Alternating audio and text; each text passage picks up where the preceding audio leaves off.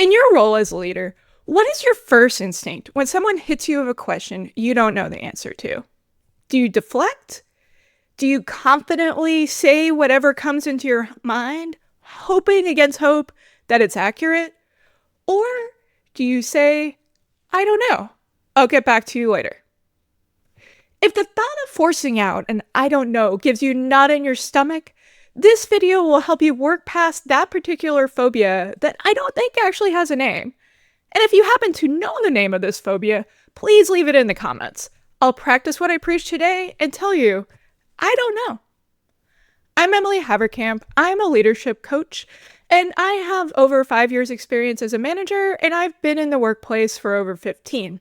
I've learned over the years that acknowledging gaps is not leadership weakness. It's actually a leadership superpower. Let's address the elephant in the conference room. Most of us, the reason we got promoted was this. We know stuff. We answered questions correctly. We worked very hard.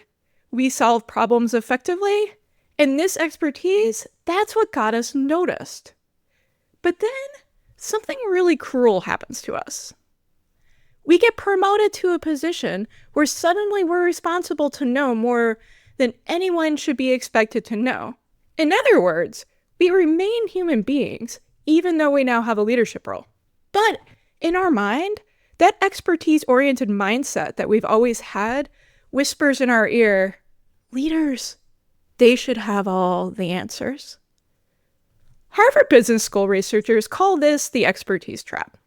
This tendency for new leaders to rely on the same strengths that earned them the promotion in the first place.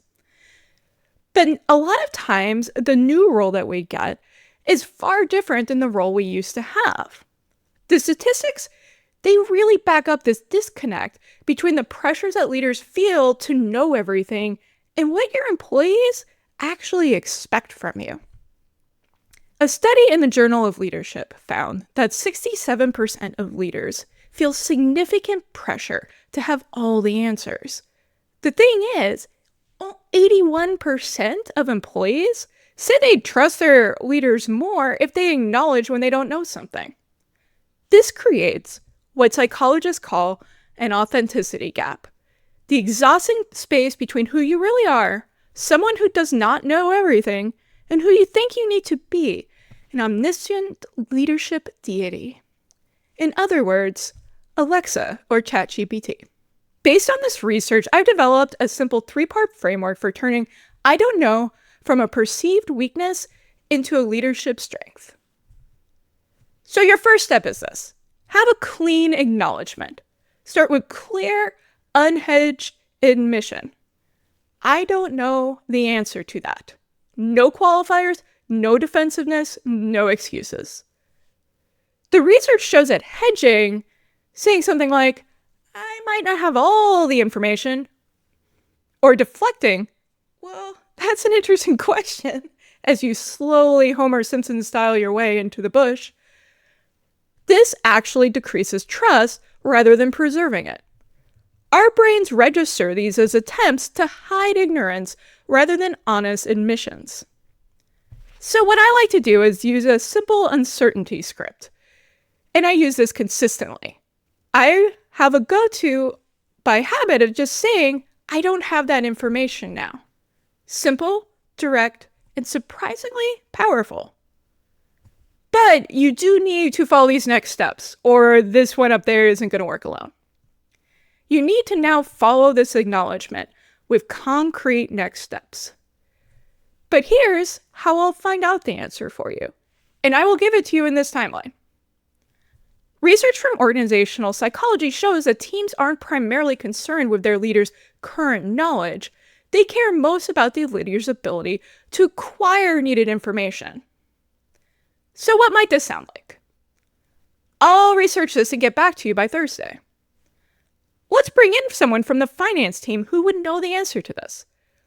Or, this is something we all should investigate together. So finally, use these knowledge gaps as opportunities for team development. Ask your team, does anyone here have experience with this? If you came from a different department, or there's a mix of different skill sets within your team, there's a really good chance there's an expert in the thing you don't know about. Northwestern University research found that leaders who involved team members in addressing knowledge gaps saw 37% higher team engagement and 29% higher innovation metrics. This transforms "I don't know" from a potential weakness into team empowerment. It demonstrates genuine curiosity. It creates what psychologists call collective efficacy. This is a shared belief that together you can meet challenges as a team. Imagine that. Your lack of knowledge can be the thing that brings a team together, but not because they hate you for giving out bad information, but because you're trusting them to help make the whole better than it was before. So, are there some instances where you don't want to say "I don't know"? Yes, there are. This is not a free pass to say "I don't know" and make that your leadership catchphrase. Research from Harvard Business School identified 3 specific situations where acknowledging ignorance can backfire on you. First, it's when it's in your core knowledge domains. So for instance, if you're a finance leader, you should know basic accounting principles. You may not know everything on a very, very specific question, but you should be able to outline a framework of the things you do know and where this maybe small hole in your knowledge is, but not say back, "I've never even heard of numbers." Professing ignorance in your core domain does damage credibility. The distinction researchers make is between expected knowledge, what the leader is supposed to be an expert in, and reasonable knowledge gaps, things that people do actually understand, you may not have experience with. Being clear about this boundary is critical. Second, you need to be concerned about repeated patterns of showing the exact same knowledge gap. For instance, saying "I don't know" about the same topics over and over shows a lack of follow-through. You basically have not done your homework at any point. This is a lack of preparation at this point, not authentic leadership.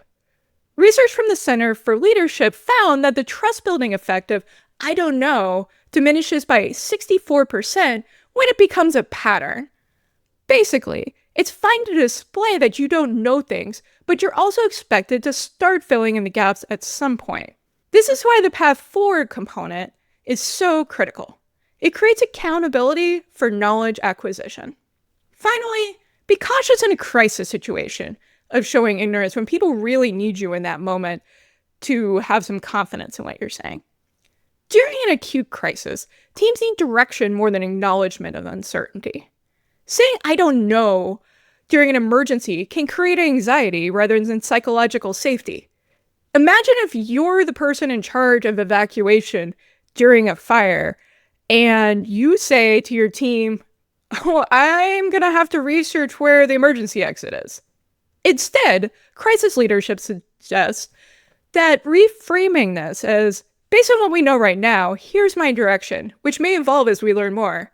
Like, if there's fire in the way of the evacuation, we may have to pivot. This balances honesty with necessary decisiveness. And hopefully, to be clear, your crisis is not quite as acute as a fire. Let's get practical about implementing this approach, especially if you've been faking confidence for a while. No judgment. We've all been there. We've all heard "fake it till you make it." So there is a certain science behind the saying of "I don't know" and demonstrating your knowledge gaps. Research from the field of leadership psychology shows that admitting knowledge gaps doesn't diminish perceived competence. It actually enhances it. A study from Stanford found that leaders who occasionally admitted uncertainty were rated 32% more trustworthy and 24% more competent than those who never expressed doubt in the first place. The numbers back up the true power of a simple "I don't know." And don't take it just from me. Renowned management guru and optimist Simon Sinek agrees. Just this week, he posted on his site the following quote: "I don't have to know all the answers, and I don't have to pretend that I do. The single best thing I ever learned was the confidence to say, I don't know." I swear, I had actually picked out this topic before seeing a link to this quote on his site. I suppose this does prove that the LinkedIn algorithm knows me creepily well. To sum it all up and wrap a bow on it, the ability to say I don't know, it's not just about honesty. It's about creating the psychological safety teams need to innovate, take risks, and perform at their highest level. So the next time you're tempted to fake certainty, remember those 3 little words. I don't know. They might feel uncomfortable in the moment, but you're building authentic leadership trust that will serve you and your team for years to come. What's been your experience with acknowledging uncertainty as a leader? Drop your thoughts in the comments and let's continue this conversation. And remember, in the immortal words of Socrates, who knew a thing or two about wisdom? The only true wisdom is in knowing you know nothing. Or at least be honest when you don't.